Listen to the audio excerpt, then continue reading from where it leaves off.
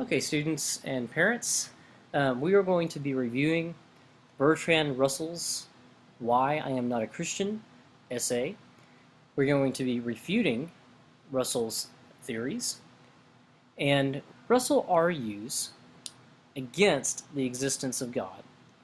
And he attacks three arguments that Christians have been using in the past. One of them is the first cause argument, the second one is natural law argument, and the third one is argument from design.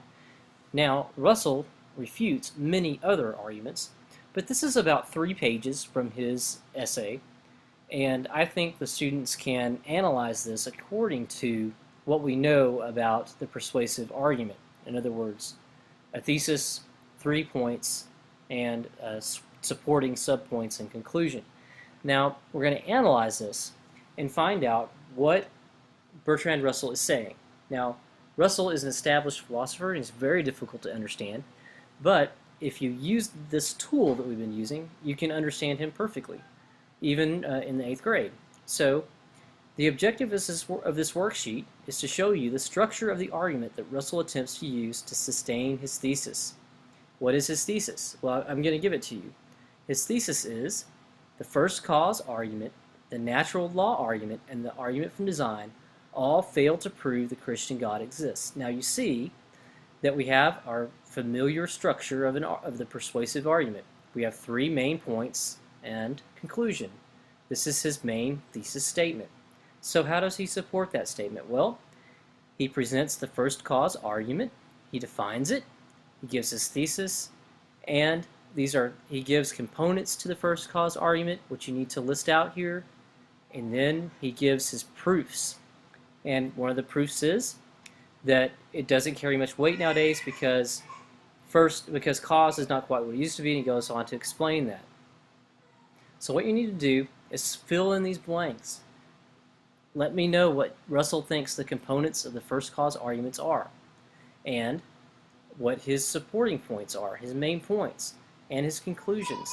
And then go to the next section, natural law argument and argument from design. And after you have all this filled out, you move on to your refutation. So what is your counter thesis against Russell's main thesis? Now your counter thesis will look something like his thesis. So you go up here, look at his thesis, that the first cause argument, natural law argument, and the argument from design fail to prove the Christian God exists. So if you're going to refute this, you would say something like, Bertrand Russell fails to argue effectively that the first cause argument, natural law argument, and argument from design fail to prove that Christian God exists. So you're not arguing that God exists, you're arguing against Russell's argument. So you don't have to reinvent the wheel. And then go down here, I want 2 examples from each.